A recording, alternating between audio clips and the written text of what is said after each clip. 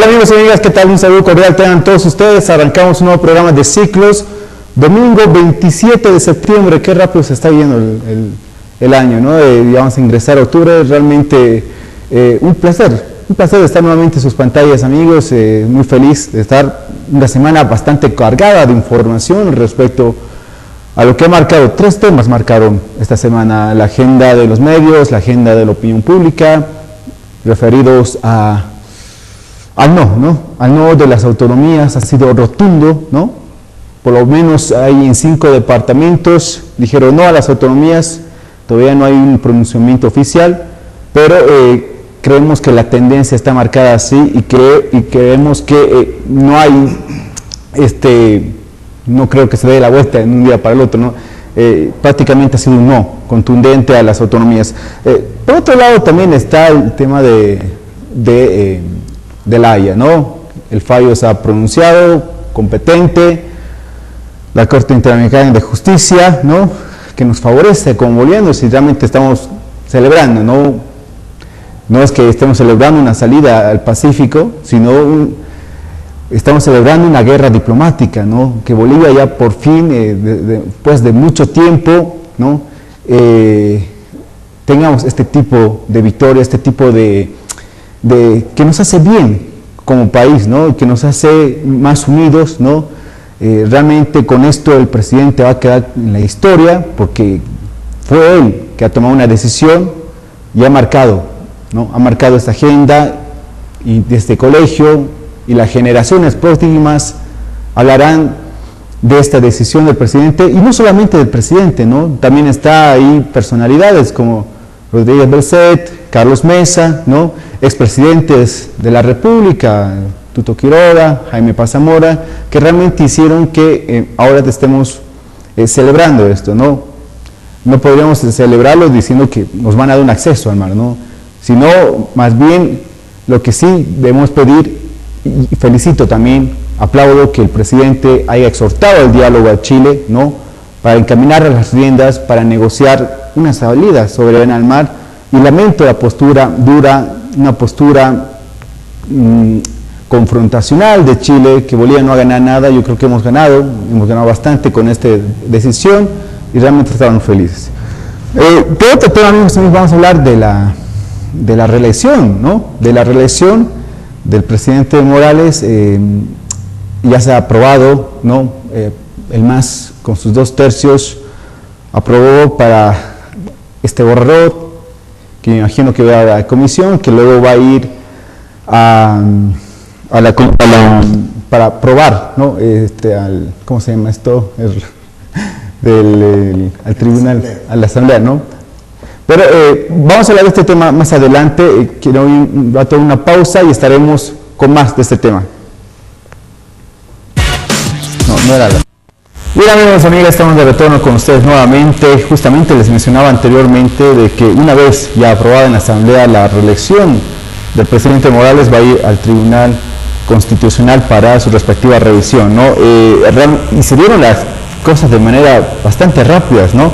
Quiero presentar acá a Romer Alarcón, politólogo.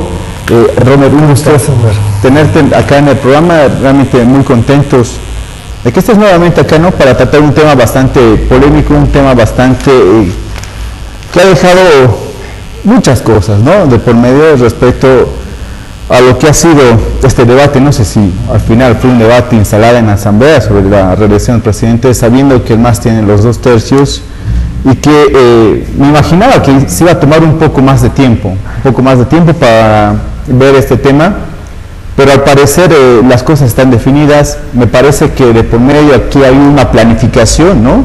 Respecto a lo que va a ser la repostulación, y aparte de eso, de que tenemos un referéndum, ¿no? Por lo menos así ya lo ha manifestado el señor Gringo González, de que va a ser en febrero y de que nuevamente vamos a acudir a las urnas para decidir si va a la reelección el presidente Morales o no, ¿no? ¿Cómo has podido ver este tema, Romer, en el desarrollo? Tú que has seguido bastante de cerca y quería saber cuáles son tus perspectivas que tienes. Bueno, lo primero que hay que destacar es que, como tú bien indicas, esta es una decisión tomada deliberadamente. No es que de un día para otro se ha reunido un grupo del gobierno y ha decidido de la noche para la mañana llevar a cabo este proceso de reforma a la Constitución Política del Estado, sino que ya se tenía una decisión tomada con mucho tiempo de antelación, y lo que seguramente ha continuado discutiéndose a lo largo de estos últimos meses ha sido la estrategia que se iba a seguir para llevar a cabo esa decisión. Y lo que nosotros hemos estado viendo estos últimos días es precisamente la aplicación de esa estrategia. La selección del día en que se trató el proyecto de reforma a la Constitución, que coincidía con el dictamen que iba a dar la Corte Internacional de Justicia de La Haya, no es gratuito, no es algo fortuito, sino que fue parte de la aplicación de esa estrategia para llevar a cabo esta reforma constitucional. Entonces, si nosotros observamos lo que ha sucedido a lo largo de estos días, podemos apreciar que el gobierno ha puesto mucho énfasis en la aplicación de su estrategia para dar señales de que el gobierno está cumpliendo con todos los mecanismos legales que se exigen para una reforma a la Constitución, y que segundo, también ha querido colocar mucho énfasis en que la iniciativa de la reforma a la Constitución Política del Estado ha venido de un debate que habrían realizado las organizaciones sociales. Pero a pesar de este fuerte intento de colocar en énfasis en estas dos señales, que la reforma a la Constitución viene de un debate de las organizaciones sociales y de que el gobierno está cumpliendo con todos los mecanismos legales para la reforma a la Constitución, se ha podido avisorar otros elementos que nos hacen entender que ese no es el caso. Es verdad que las organizaciones sociales han tomado una posición respecto a la reforma a la Constitución Política del Estado, pero esa posición parece haber surgido más bien de una propuesta que habrían hecho algunas autoridades del gobierno, y no como se ha tratado de hacer ver de que habrían sido las organizaciones sociales las que habrían iniciado el debate y tomado la posición de la reforma a la Constitución. Entonces, estos elementos nos hacen ver una falencia en este proyecto de reforma a la Constitución Política del Estado, y la falencia que tiene es que no está logrando esta propuesta de reforma a la Constitución conectarse con algún interés de más tipo común, con un interés social, con un interés que tenga que ver con inclusive algunos determinados sectores de la sociedad.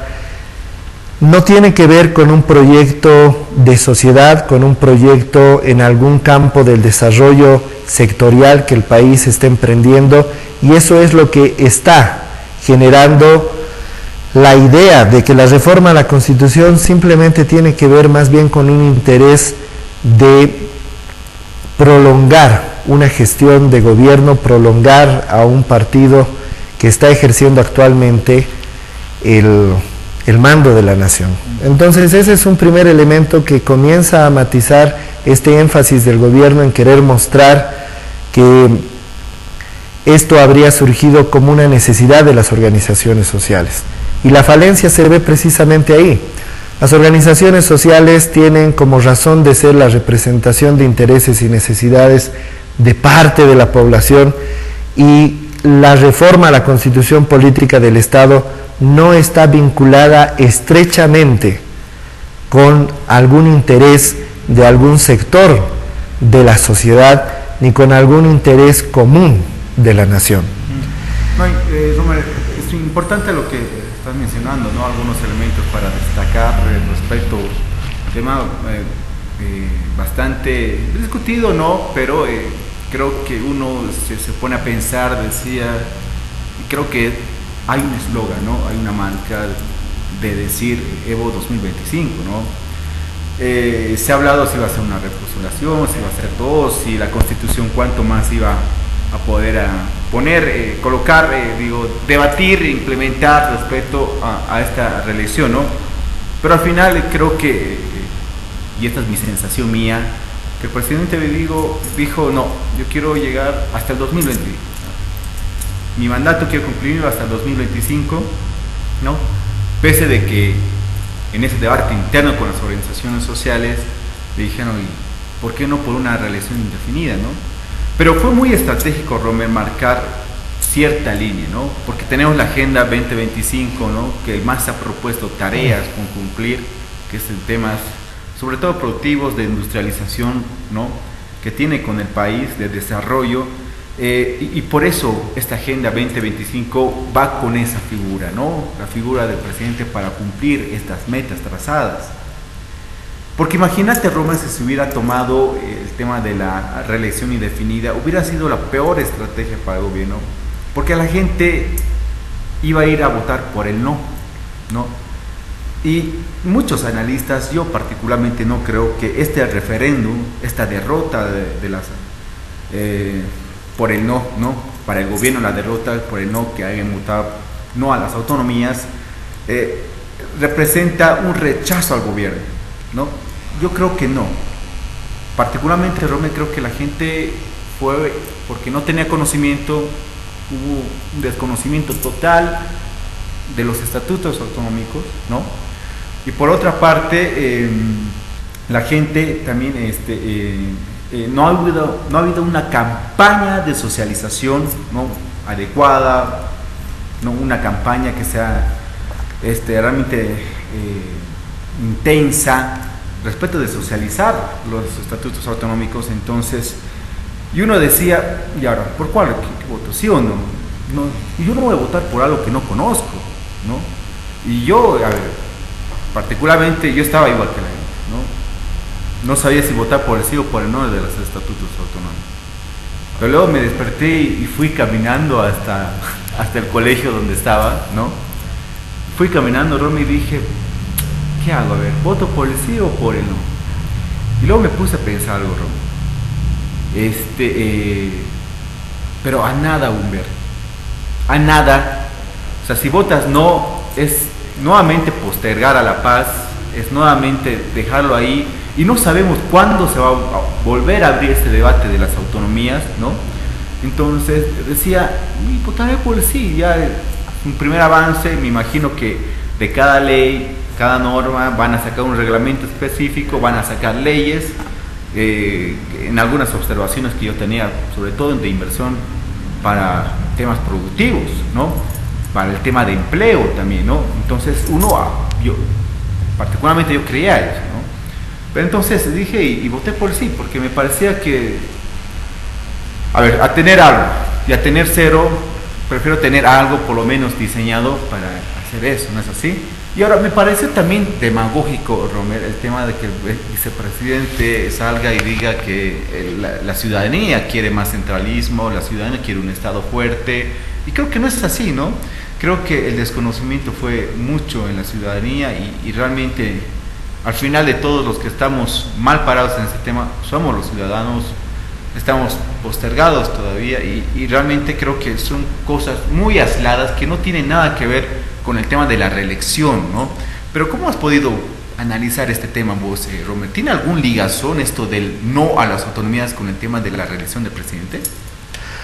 Lo que nosotros tenemos que observar es una comparación.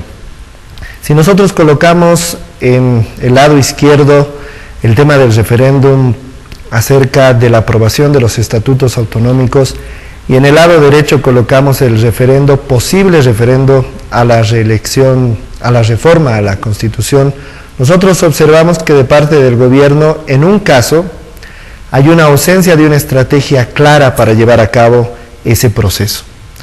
Hay una ausencia en el caso del referendo de la aprobación de los estatutos autonómicos, una ausencia de una estrategia clara que lleve a cabo ese proceso y que hubiera podido inclinar la decisión de la ciudadanía hacia la aprobación de esas normas.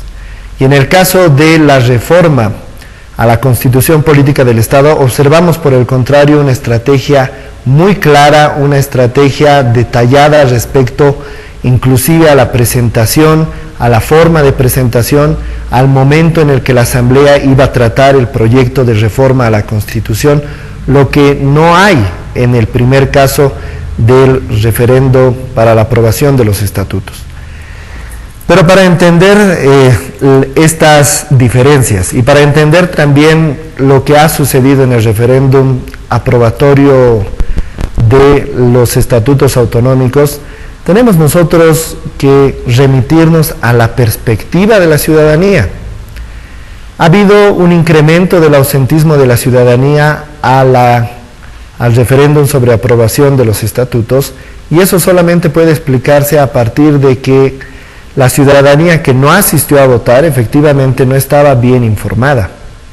Sin embargo, las personas que votaron por el no, y esto hay que hacer una distinción sencilla, pero no por ello no poco fundamental, y es que los ciudadanos que han votado por el no a la aprobación de los estatutos autonómicos de los departamentos que han asistido a esta cita electoral, lo han hecho porque consideraban que esas normas no satisfacían la aspiración autonómica de estas regiones.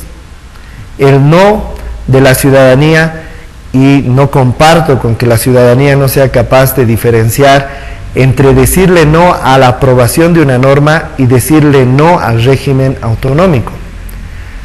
La población lo que ha hecho, quienes han votado por el no, es decirle no a esas normas, pero no le han dicho no al régimen autonómico. Y la ausencia de esa estrategia clara para llevar a cabo ese proceso que incline a la ciudadanía a votar por el sí, es una ausencia que se registró tanto en el nivel nacional de parte del Ministerio de Autonomías como también de parte de otros niveles subnacionales de gobierno que no tenían o no demostraron en último caso el interés por hacer aprobar esas normas fundamentales para el régimen autonómico. Lo que sí es que eso hay que distinguirlo. La gente que ha votado por el no, lo ha hecho no a las normas, pero detrás de ese decirle no a estas normas que iban a profundizar el régimen autonómico, hay también una señal de que el electorado boliviano, las ciudadanas y los ciudadanos bolivianos cada vez pasan por un proceso de reflexión, de análisis, de deliberación para tomar una decisión política, como siempre es una decisión política asistir a las urnas. Y la ciudadanía ha observado falencias en esas normas, ha observado un poco de intransigencia de parte de algunas autoridades para llevar a cabo la aprobación de esas normas fundamentales del régimen autonómico, y es ese no en parte, un no a la intransigencia, un no a la improvisación. Ahora, que eso pueda afectar el tema de la reforma a la Constitución, eso es un tema que tenemos que ponerlo en una perspectiva además de mediano plazo. Perdón, no, Romer, interesante tus apreciaciones, pero respecto a esto, no, Romer, ¿tiene algo que ver este tema de decirle no a las autonomías con un rechazo al gobierno? ¿Es así? Por supuesto, no es rechazo al gobierno en sí mismo y a su continuidad, pero es un rechazo a algunos comportamientos y algunas decisiones que el gobierno va tomando. Cuando la ciudadanía cuestiona una decisión del gobierno, no está cuestionando la permanencia de ese gobierno, ni tampoco está cuestionando el apoyo al gobierno. La ciudadanía puede rechazar una decisión, una ley, como ha ocurrido en otros momentos de la historia. Cuando el presidente hace años atrás aprobó la anulación de la subvención de los hidrocarburos, sectores afines al gobierno protestaron en contra de esa decisión, pero el hecho de que el gobierno retrocediese permitió que ese rechazo a esa decisión no evolucionara a un rechazo hacia la continuidad del gobierno, ni tampoco un rechazo hacia la legitimidad del gobierno. Entonces nosotros tenemos, cuando vemos en una perspectiva de mediano plazo los resultados del referéndum, los tenemos que poner en la perspectiva del ciudadano, y el ciudadano le ha dicho no a esas normas y en parte también le ha dicho no a algunas decisiones y a algún comportamiento de algunas de las autoridades del gobierno que se han producido en esa coyuntura de la realización de ese referéndum. Ahora, ¿qué con la reelección? De que tenga algo que ver, la pregunta en realidad que nos tenemos que hacer es cuánto eso puede llegar a incidir. De que existe una relación en eso, por supuesto que existe una relación en eso. Va marcando una pauta de comportamiento de que la ciudadanía, a pesar de que no cuestiona la legitimidad ni la conclusión de la gestión del gobierno, puede decirle no a algunas propuestas que el gobierno va lanzando. En ese sentido, hay ya, por supuesto, de quienes han votado no, una cierta predisposición también a rechazar el proyecto de reforma constitucional. Pero la política, y esto no lo tenemos que perder de vista, es dinámica. Hasta antes de que se sepa el fallo de La Haya, todos parece que hubieran perdido de vista el hecho de que eso iba a producirse, iba a darse a conocer un fallo, y todos pensaban que los resultados del referéndum sobre aprobación de los estatutos autonómicos iban a repetirse en un posible referéndum sobre reforma constitucional. Pero el fallo de La Haya ha modificado el escenario, ha tenido una incidencia importante en la subjetividad de la ciudadanía, que puede estar colocándola a predisposición de que apruebe la reforma a la Constitución. La pregunta que más bien tendríamos que hacernos es la siguiente: ¿qué es lo que va a suceder entre estos 4 meses que median entre hoy y la posible realización de ese referéndum sobre reforma a la Constitución? Si durante estos meses sucede un acontecimiento que haga pensar a la ciudadanía que una posible nueva gestión del presidente no pueda contribuir a algún interés mayor, a un interés nacional de desarrollo, eso puede asentar la tendencia de que se va a dar un no en la elección. Pero si se siguen sucediendo acontecimientos como este de La Haya, que refuerzan la efectividad de la gestión del presidente, en este caso en el campo de las relaciones internacionales, si se van produciendo señales que muestren una efectividad en otros campos del desarrollo, la gente puede ir inclinándose a una decisión por el sí. Entonces es todavía un poco aventurado querer decir que esto va a tener una incidencia, porque el resultado de la elección del referéndum sobre estatutos autonómicos se ha visto un poco matizado, ensombrecido por el fallo que ha dictaminado La Haya. Y todavía nos falta un poco ver qué otros acontecimientos van a suceder hasta este posible nuevo referéndum sobre reforma a la Constitución Política del Estado. No, importante, Romer, realmente a mí me gusta este tipo de análisis porque dejas algunas sensaciones, dejas algunos aspectos claros, ¿no? Por un lado, se ha visto una negatividad de las personas que han ido a votar por el no a las autonomías, pero luego viene este tema de La Haya, ¿no? Que lo relanza el presidente como nunca y que quedará en la historia, ¿no? Pero sería también muy antagónico decir que solamente el presidente lo logra, ¿no?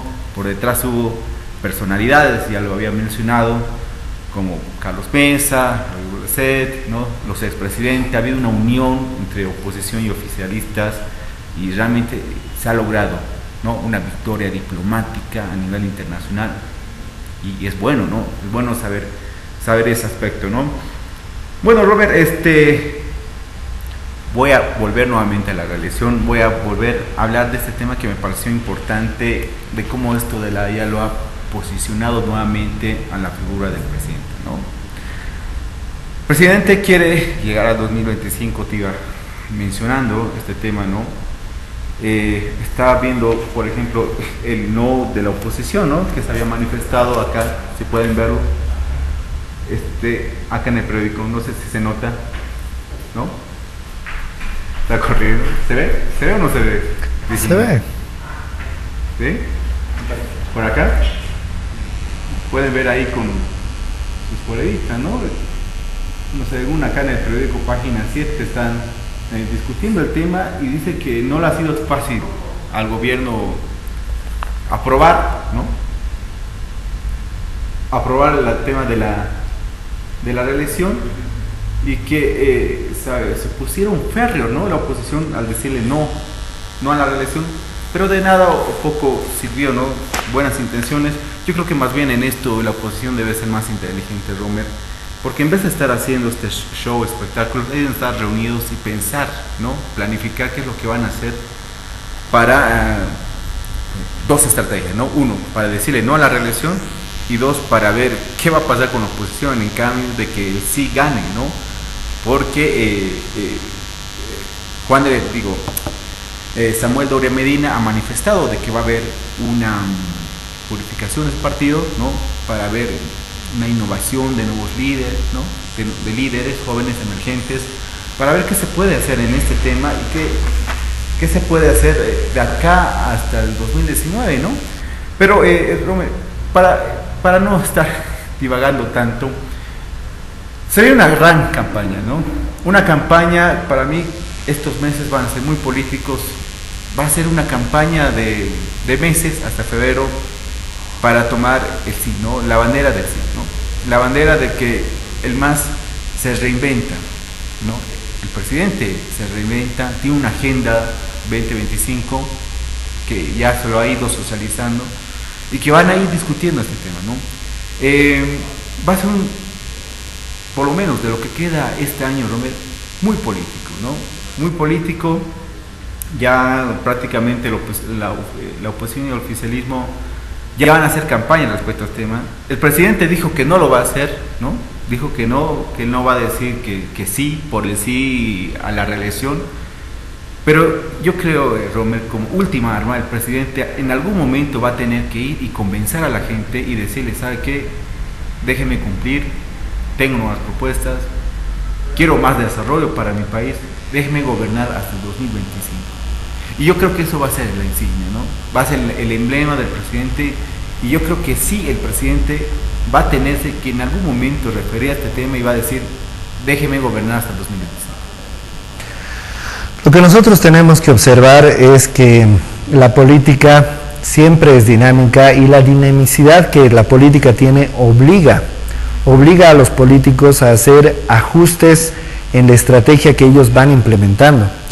Por poner un ejemplo, durante el inicio del proceso electoral para las autoridades subnacionales que se iban a elegir, el gobierno central había salido hace pocos días fortalecido de una elección nacional que le daba un respaldo popular importante al gobierno. Sin embargo, conforme se fue desarrollando el proceso de las elecciones subnacionales, se tuvo que admitir que una elección subnacional tiene características diferentes a una elección nacional, y que esa tranquilidad que tenía el gobierno central ante el que muchos de sus candidatos estuviesen comenzando a perder en los iniciales sondeos de intención de voto, obligó al gobierno a cambiar la estrategia y dejar esa posición tranquila, esa posición serena de no querer intervenir, y se pasó más bien a una estrategia de intervención en ese proceso de elecciones subnacionales. Y lo que es, si la ciudadanía recuerda, mucho más sintomático, el presidente pasó no solamente a una estrategia de participación en las elecciones subnacionales, sino que ha pasado a una estrategia mucho más agresiva con ese discurso que dio en la Ciudad del Alto. Entonces, ¿esto qué nos tiene que mostrar? Nos tiene que mostrar que a veces el pensamiento aún de muchos actores políticos de Bolivia, de la nación, tienen un posicionamiento muy anclado solamente al momento presente.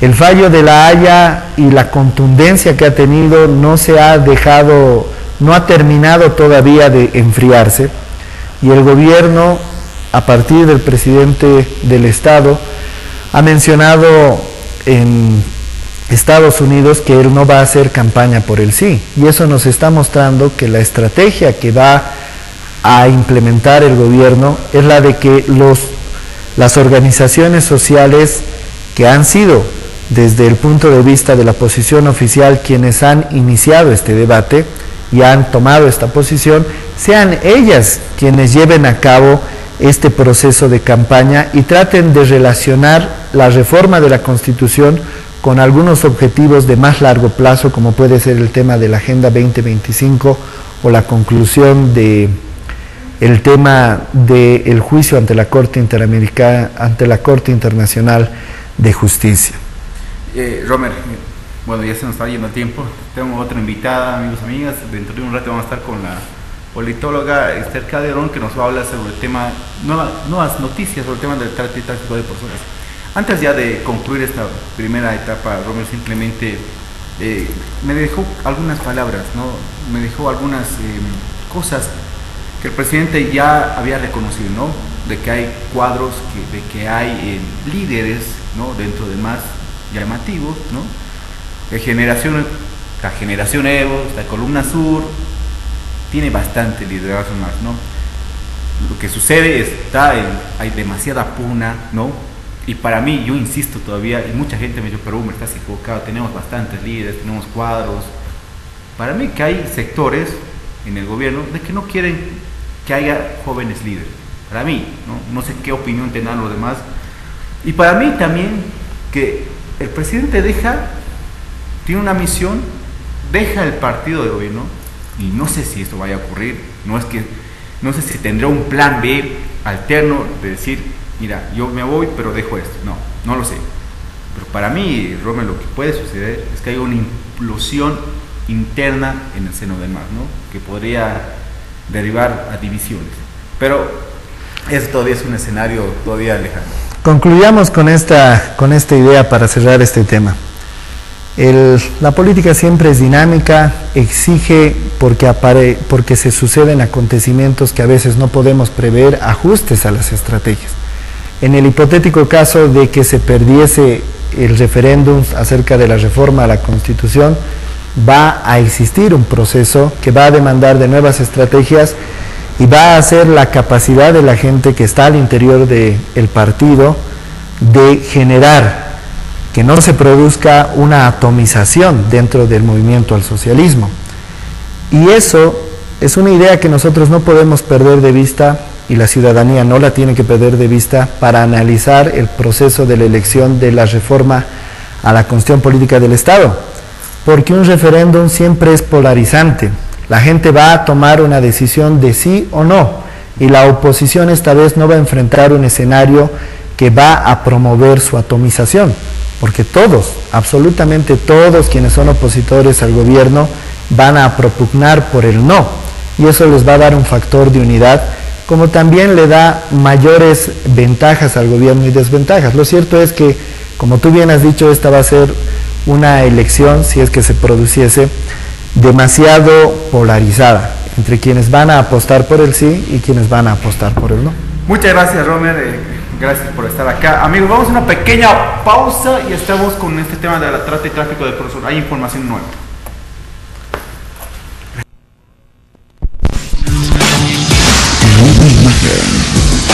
Transmite PTV, la señal de televisión de Bolivia al mundo. Bolivia querida, ¿cómo estás? Desde México te saludamos. José, Javier, Ramiro, René y soy Luis Esparza, para anunciarte, para invitarte que en el mes de octubre estaremos ahí contigo, con nuestra gente hermosa, festejando nuestros 35 aniversario, nuestra gira Tour 35. Te invitamos tus amigos de Bronco, el gigante de América. Octubre 2015.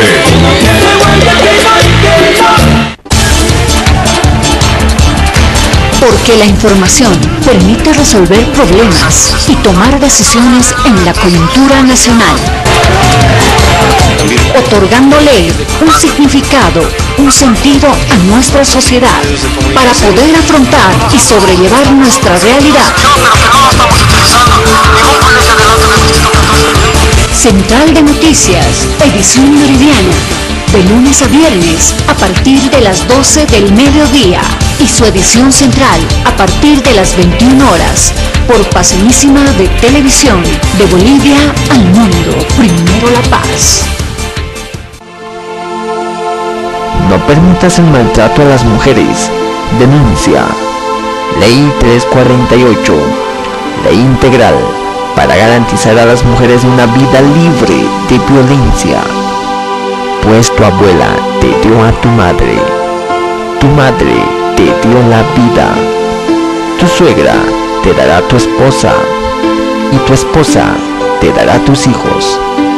¿Necesitas algún otro motivo para amar a las mujeres? La inteligencia crea, la violencia destruye. Sé inteligente, es un mensaje de Pasenísima de Televisión, de Bolivia al mundo. Nueva imagen. Transmite PTV. Pasenísima de Televisión, de Bolivia al mundo. Y bien, amigos y amigas, gracias por acompañarnos. Quiero simplemente agradecer al Observatorio de Bolivia.org que nos va difundiendo nuestro material, nuestros videos por YouTube. Ustedes pueden acceder y ver absolutamente todos nuestros programas. Quiero dar la bienvenida acá a la politóloga Esther Calderón, que nos va a hablar acerca del tema de la trata y tráfico de personas. Ustedes saben que el pasado miércoles se celebró, no sé si se celebró al final, pero es el Día de la Trata y Tráfico de Personas. La directora de este tema, de este rubro, habló respecto a que se había reducido a comparación del año pasado. Esther, yo quería saber cuáles son tus perspectivas que tienes. Y hay un plan, ¿no?, que el gobierno ha sacado respecto al tema de la trata y tráfico de personas. Y me contabas, ¿no, Esther, que tenías ciertas observaciones a este plan de trata y tráfico de personas? Pero puedes explicarnos un poco, por favor, este tema. Sí, claro que sí. Gracias, Humber, por la invitación. Creo que es importante que podamos abordar este tema. Sin duda, se ha celebrado el 23, hemos estado con el pintado del mural en los jardines del Monobloc, precisamente, en pro de lo que va a ser el 4º Congreso sobre Trata y Tráfico de Personas, de lo que te voy a estar hablando posteriormente. Y efectivamente creo que tenemos que hacer una serie de observaciones a lo que es el Plan Nacional, que se ha presentado hace un mes, más o menos, un poco más, por parte del gobierno. Efectivamente, existe un conocimiento teórico del problema, existe un énfasis en la etapa de sensibilización, que es parte del proceso de la lucha contra la trata, y sin embargo todavía no se está pasando a la fase de implementación de un sistema de justicia que responda a todos los casos que se van dando de trata de personas, ¿no? Por ejemplo, según los datos que nos proporciona el mismo plan de lucha contra la trata y tráfico de personas, tenemos aproximadamente 515 casos, ¿no? 515 denuncias de casos de trata de personas y de delitos relacionados con trata de personas, ¿no? De estos 515 casos, apenas tenemos 184 que llegan a procesos, ¿no? Lo que ya nos muestra que ahí tenemos un problema en términos de atención de denuncias y de investigación por parte de la policía, de la FELC-CN, de la FELC-CC, perdón, y de las instancias correspondientes, ¿no? De estos 184 casos que van a procesos, tenemos apenas 11 que llegan a juicios, ¿no? Es decir, se reduce todavía más. Y después, en cuanto a los casos que llegan a sentencia, los 11 llegan, pero una gran mayoría de los casos resultan ser sentencias absolutorias y no condenatorias. Es decir, básicamente, si hablamos de aplicación efectiva de justicia, apenas estaríamos hablando de un 1% de casos que se resuelven, ¿no? Entonces, no hay un tratamiento, no hay un combate efectivo al problema de la trata de personas, ¿no? El Plan Nacional reconoce, identifica problemas y a partir de esos problemas plantea programas, ¿no? Entonces, por un lado está el programa de sensibilización, de concientización a la población, debido a que el problema de la trata de personas todavía en nuestro medio no se conoce. Tenemos por otro lado la parte de reintegración de las víctimas, ¿no? El programa de reintegración, porque una gran mayoría de las víctimas que han podido retornar a sus hogares todavía no han sido tratadas psicológicamente y no han sido reintegradas en la sociedad. Y así se van identificando problemas y se van creando programas. Y sin embargo, una gran falencia que habría que repensar para el próximo plan es que no se identifica la corrupción a nivel del sistema judicial. Los jueces que no hacen cumplir las leyes porque están muchos de ellos involucrados en las grandes redes de trata de personas, ¿no? Entonces no se está identificando este problema. Se dice que los jueces desconocen el tema y por lo tanto hay que capacitarlos, pero en ningún momento se ha planteado un saneamiento del sistema de justicia, ¿no? Sancionar a los jueces corruptos, básicamente. En ese tema es importante, ¿no? Los puntos que tú mencionabas respecto a que hay algunos sectores que están todavía débiles y que no se está tomando la seriedad del caso. La directora del tema nacional de trata y tráfico de personas ha hablado respecto que se ha disminuido este tema, ¿no? Y ella dice de que fue por el tema de la socialización, de la campaña, ¿no? Ya están tomando más prevenciones, entonces arguye la autoridad respecto a este tema. Pero es así, realmente está disminuido, ha habido una buena campaña para decir que las personas ahora ya están con mayor prevención y que se ha disminuido el tema de la trata y tráfico de personas.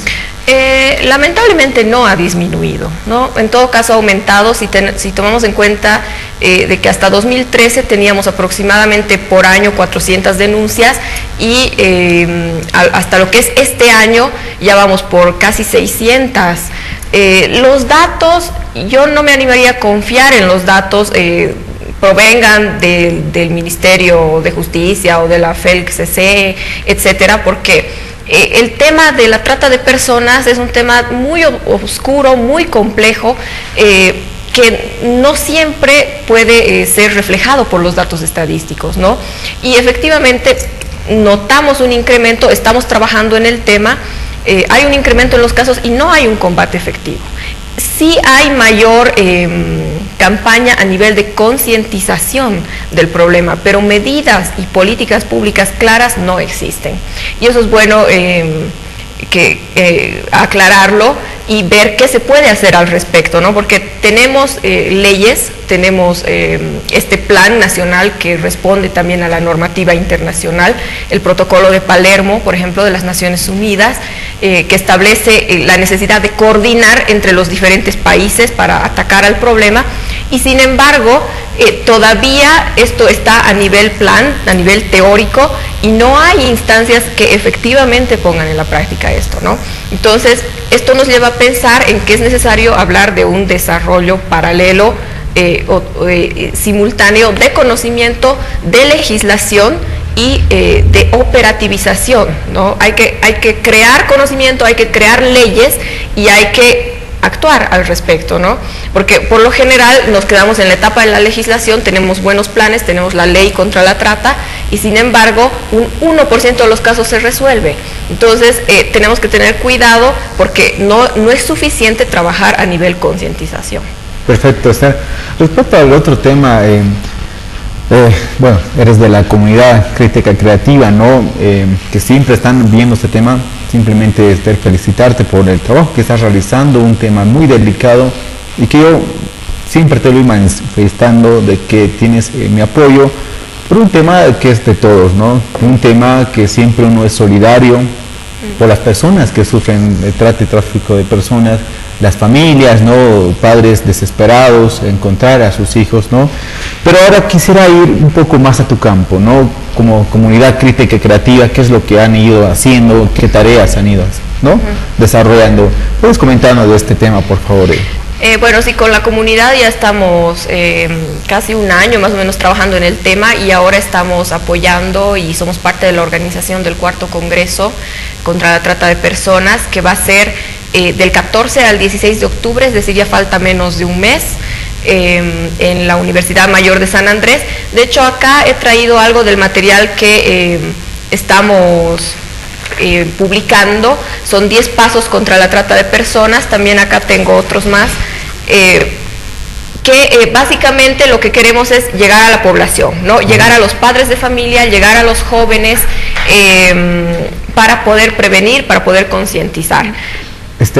Aquí hablas de un tema muy importante para la ciudadanía. Amigos, amigas, ustedes que nos están mirando, aquí hay 10 pasos para prevenir la trata de personas, ¿no? ¿Sabes los 10 pasos? Lo vas leyendo y yo voy mostrando acá los 10 pasos para prevenir la trata de personas. Acá está. Vamos a enfocar la cámara. Aquí. Material, ¿dónde se puede conseguir Porque me parece importante que la personas agarren esto, ¿no? Sí, sí. Efectivamente, si quieren pueden contactarnos, las personas interesadas. Estamos en el Facebook como Comunidad Crítica Creativa.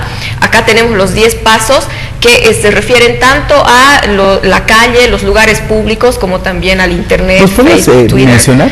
Claro que sí, en cuanto a la calle, y esto va sobre todo para la juventud, que es la población más vulnerable, es el hecho de no recibir objetos de personas desconocidas, no abordar radiotaxis de líneas que no se conocen, no permitir que personas extrañas le tomen fotografías a la persona en ninguna circunstancia, y desconfiar de anuncios de empresas de modelaje o de algún tipo de trabajo que se ofrezca sin ningún tipo de experiencia y que requiera viajes y ese tipo de cosas.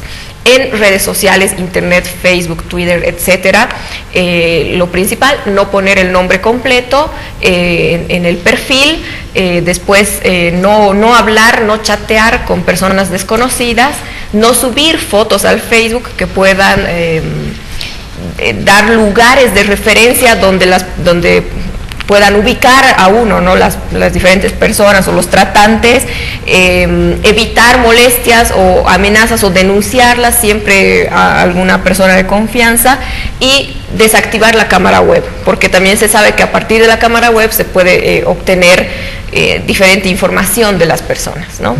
Perfecto, Eso sería básicamente. No, importante, y bueno, que también accedan, ¿no? En Facebook, ¿dónde están? Estamos como Comunidad Crítica Creativa en el Facebook, y precisamente en este momento estamos en la Feria del Prado, casi frente a lo que es el Broso.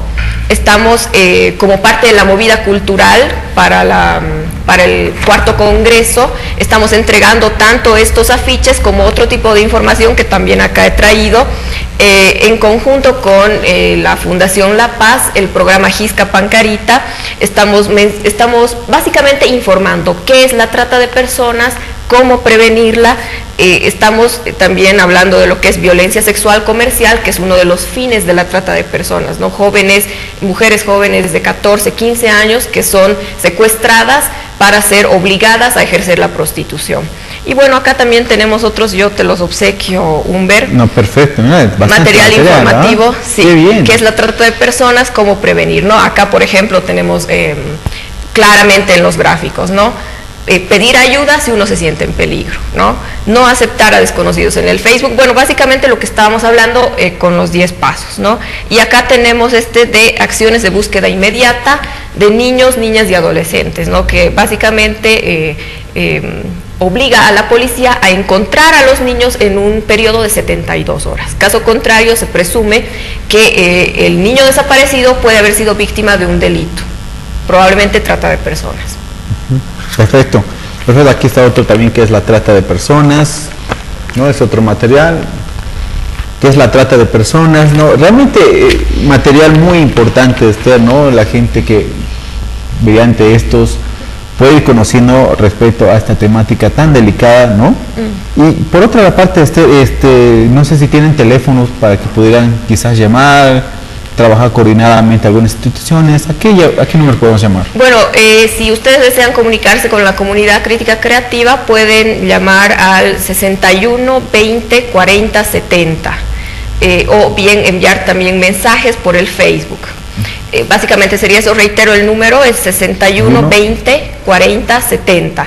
Ahí estamos, somos la comunidad crítica creativa, estamos trabajando en este tema y los invitamos cordialmente, ¿no?, al Congreso, al cuarto Congreso del 14 al 16 de octubre. Además de ser un congreso académico, es toda una movida cultural. Es decir, vamos a tener música, vamos a tener baile, vamos a tener teatro. La idea es que a partir de los diferentes campos, tanto del conocimiento como de la parte artística, podamos hacer conocer lo que es el problema, ¿no? Perfecto, Esther. No, agradecerte, Esther. Gracias. Yo que un poco, vos sabes cómo es el tema del tiempo, va volando, ¿no? Gracias amigos, amigas por acompañarnos. El próximo domingo estaremos con un tema, les digo, imperdible. Vamos a generar aquí debate. Va a estar uno de generación de nuevo y una de cuarta generación, ¿no? De cuarta generación comunista. Gracias por la atención. Hasta el próximo domingo.